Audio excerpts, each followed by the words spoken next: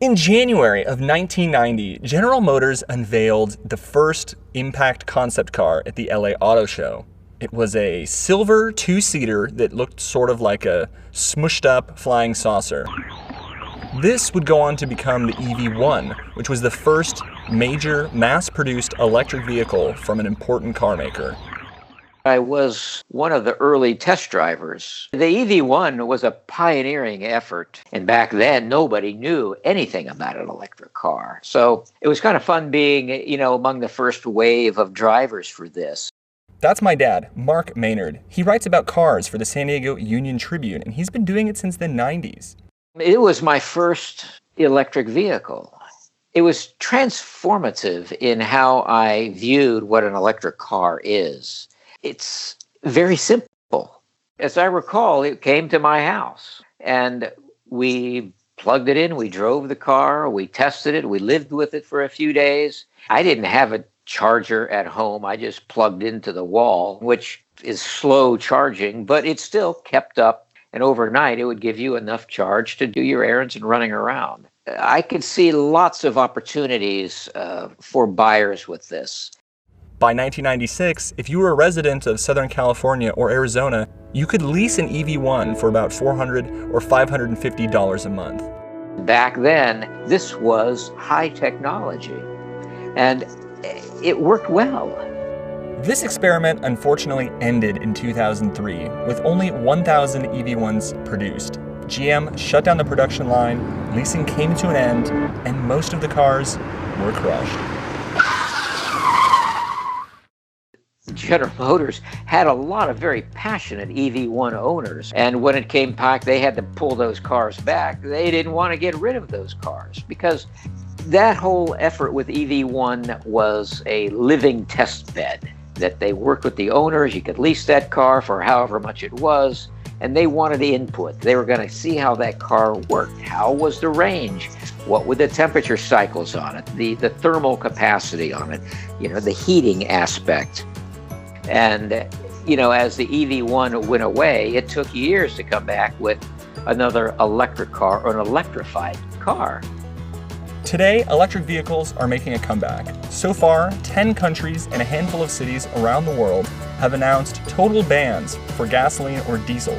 The hope is that electric vehicles, or EVs, not like the Pokemon, would help reduce air pollution and oil consumption. But are EVs actually good for the environment? What about our anxieties over their range? The batteries don't last, right? They're too expensive, right? Hi, I'm Nature Nate, and this is Waste Not, Why Not, a podcast where we talk about how not to save the environment. I'm an environmental researcher based in Taiwan, working on energy, ocean, and waste issues. Let's address some questions, myths, and misconceptions many of us might have about electric vehicles. Okay, question number 1. This is from our listener David Chu, who asked us on Twitter, are EVs environmental? Great question, David. Of course EVs are environmental, right? Zero-emission cars means less roadside pollution. But an often used argument against EVs is that they use more energy than combustion vehicles, ones that run on gasoline. Instead of using that energy on the road, electric vehicles use more energy in the power plant. The logic goes, the environmental impact of an EV, from raw material extraction to production to disposal, creates a larger carbon footprint than a traditional combustion vehicle. Some industry-related reports said that EVs produced more emissions, but this was only true because those studies only looked at EVs based on traditional electricity grids that mostly used fossil fuels to produce power. Based on that, at the time, people thought that EVs on dirty grids are worse than combustion engines. This sounds pretty convincing, right? I actually had believed this for a time as well, but that got disproved. A study comparing the full life cycle assessment of EVs in Poland and the Czech Republic found that they have actually lower greenhouse gas emissions even on dirty grids. And Poland has a very dirty grid. Poland has a grid that largely uses coal to produce electricity, and yet it is still slightly less carbon intensive to drive an EV. In the Czech Republic, where the grid is less than half coal, EVs there produce 25% less CO2 emissions. Now, this is where it gets more interesting. The world is experiencing a massive growth in renewables and alternative energy development. So what's the total impact going to be once all the EVs are connected to a clean grid that uses other types of energy like wind or solar to create power? Well, we don't exactly know. No study will be able to predict how clean EVs will be in 2050. The technology keeps improving, but the trend that we do know is very clear. If EVs are still cleaner even when on dirty grids, they'll probably be even more clean on clean grids. But even if the world doesn't ever develop fully renewable grids, well, electric vehicles are still going to be better than exploding engines. Because, yeah, that's what they are, exploding engines. Another common argument against EVs is the lithium-ion batteries used to power them. Hey, my name is Daniel Vickery, and I lead all the engineering effort for batteries and battery charging systems at a new electric vehicle company here in Taiwan called Gogoro. Gogoro is a Taiwanese electric scooter company founded in 2011. They're known as the Tesla of scooters. At Gogoro, Daniel's in charge of all things energy. The battery pack, the battery exchange systems, the chargers. Lithium batteries are actually a big part, probably the most important part of electric vehicles. In a typical electric car, about half the cost of the whole car might be the battery itself. And it's perhaps one of the easier targets for people who want to criticize an electric vehicle. And we all do know from our experience with batteries on our phones or our laptops that they are kind of the most troublesome component in a lot of electrical systems. They might be big or heavy, they maybe run out of capacity over time, the technology is always changing, and also sometimes there's concern about safety issues like catching on fire. And so a lot of people also criticize them because they're not recyclable. Actually, lithium-ion batteries are recyclable. It's true that there's not a lot of battery recycling companies out there that do lithium-ion batteries today, but that's basically a result of the fact that there are not many lithium-ion batteries that need to be recycled now. It's a new technology. The first lithium-ion battery was made in 1992 in Japan by Sony. And it took another decade before really any of us saw it in any of our devices. So this has become a technology that's only had really very, very broad market penetration in the last 10 years. Most of them have not reached the end of their life yet, but that will change. I feel confident that in the future, lithium-ion batteries will have more mature recycling processes and supply chains, simply because in the future, quite soon, there's going to be a lot of electric vehicle EV batteries that are going to need to be recycled. And there's lots of useful materials inside that battery that people are going to want. In particular, cobalt, nickel, copper, and also aluminum are all things that generally are going to be more efficient to get out of a battery than to mine from the ground and then process the raw ores. This brings us to question number 2. EVs have a short range, right? Since EVs run on battery power, the anxiety is that compared with your fuel tank, the batteries drain quicker and refill slower. Yeah, this is something that makes a lot of people feel very nervous, especially in places like the US, big countries where having a vehicle is equated with independence and freedom. You can go wherever you want. But there's tons of research out there that shows the vast majority of people are making very, very short trips on a daily basis. They're driving a couple dozen kilometers at best. The electric vehicles have already reached the point where their range are hundreds of miles. If you buy an electric vehicle, it would be very hard these days to create a scenario where you have a range problem. You really cannot get to where you need to go.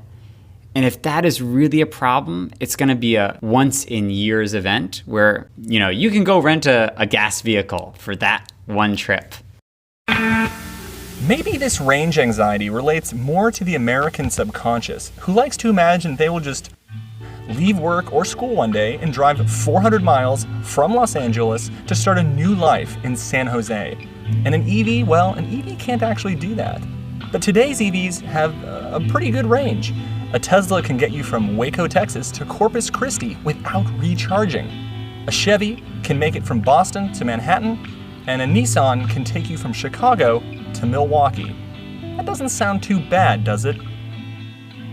Back in 2015, the Berkeley National Lab found that current EV technology already fit the average American driving lifestyle. It's also easier to charge your car than to fuel your car. With EVs, you wake up and your car's fully charged, fully refueled because you plugged it in last night. You drive to work, school, or wherever, then you plug it in again. You do your thing, and by the time you need your car again, it's charged up. In this EV world, we wouldn't actually need gas stations anymore. You wouldn't have anxiety about running low on gas. You don't have to do any more planning around your day to fill up. Have you ever been to a gas station in the desert? Now that gives me anxiety. There's also concerns about cost. Most of us just can't afford one, right? Well, good news! EVs are getting cheaper because of increasing global demand and because of the global movement in banning combustion cars. Some researchers estimate that by 2030, EVs will be cheaper than traditional cars. Other reports say this could even happen as early as 2022. Right now, the ORA R1 made in China is the cheapest electric car there is. It costs between $8,000 to $11,000 US. That's before any subsidies. You can only buy this in China right now, but this is going to be the new trend. As China and India have both committed to EVs, they're creating direct and indirect subsidies, forcing down costs. You might be saying, well, of course EVs are cheaper. They get all these subsidies. Well, friend, oil has received subsidies for more than a century. And to this day, it's hard for us to even know the full scale of fossil fuel subsidies. A 2017 study from the International Monetary Fund found that we subsidize fossil fuels by $297 billion per year globally. If we include the total cost from air emissions and unregulated carbon, that estimate swells to $5.2 trillion. Talk about a level playing field.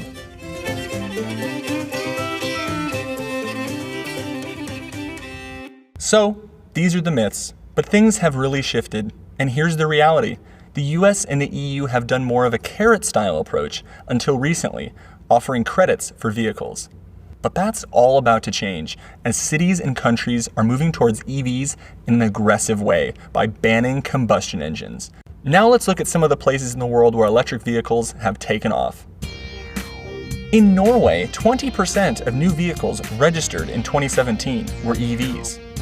Meanwhile, in Hong Kong, a combination of tax incentives and accessible charging ports drove up sales of Tesla. Elon Musk called Hong Kong a beacon city. By the end of 2016, the city had more Teslas per capita than anywhere else in the world, selling more than 2,000 vehicles a year.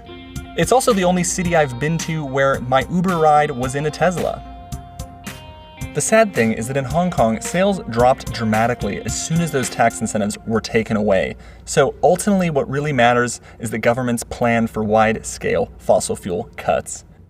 The electric cars today, Nate, will get far more acceptance than when the EV1 was first coming out, because now all of the countries, the European countries, are on board with electrified cars because they are restricting gasoline-powered cars in some city centers in Europe and elsewhere around the world.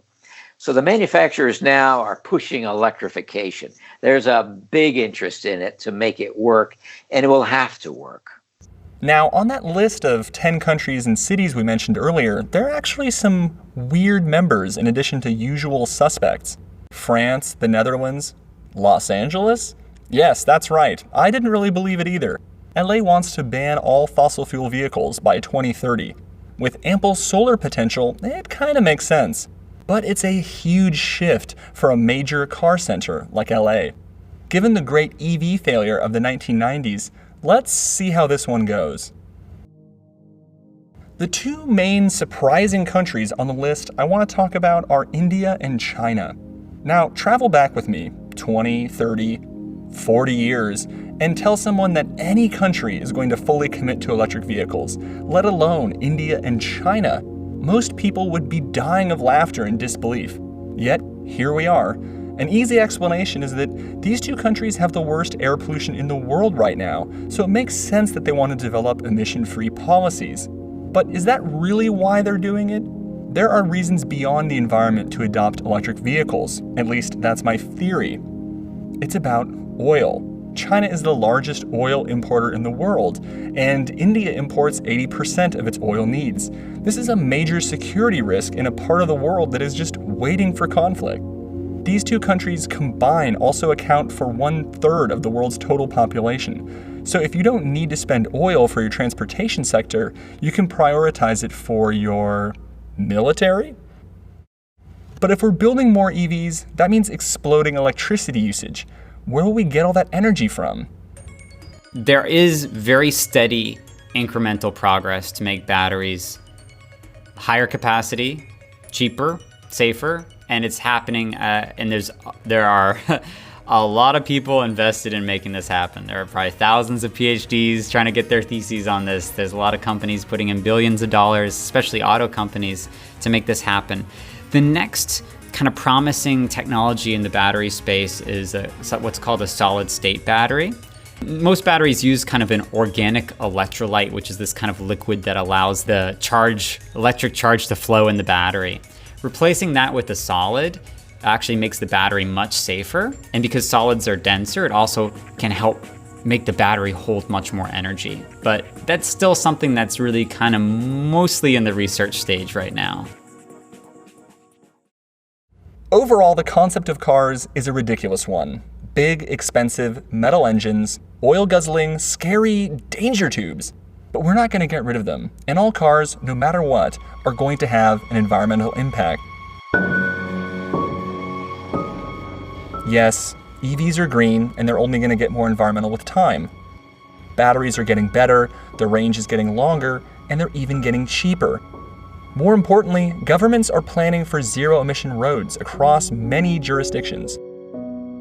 This means that EVs are here to stay. So what do you do with electric vehicles? Your next car should be electric, but only once your current vehicle is totally dead. Don't just go smash your car in a demolition derby right now so you can switch over to electric. Driving EVs will not eliminate all of the environmental problems related to cars. But at the end of the day, EVs will help reduce some of their more problematic aspects. If you really want to be an environmental commuter, then consider living near your work if you can. Take public transportation, ride a bicycle, or just walk. If you do absolutely need a car, buy a used electric vehicle if it matches your commute. And only buy new if you have to. Waste not still usable but evil combustion engines. Why not buy a used electric vehicle? Or just bike? I'm Nature Nate, and this has been the Waste Not, Why Not podcast, recorded in a metal drum in the Future Ward co-working space in Taipei, Taiwan. Do you have a question? Email your voice recordings to ask@wastenotwhynot.com. Subscribe to us on Apple Podcasts, Spotify, or wherever. Give us a good rating. Hit us up on social media. We are Waste Not Why Not on Facebook, or you can tweet at us at WasteNotPod on Twitter. This has been a Ghost Island media production recorded on a Yeti microphone provided by Blue. This episode was produced by Emily Y. Wu, Emily Cardinelli, written by me, Nature Nate, edited by Emily Y. Wu, and sound engineered by Emily Cardinelli. Original theme song by Chris Lowe. Thanks for listening. Bye-bye.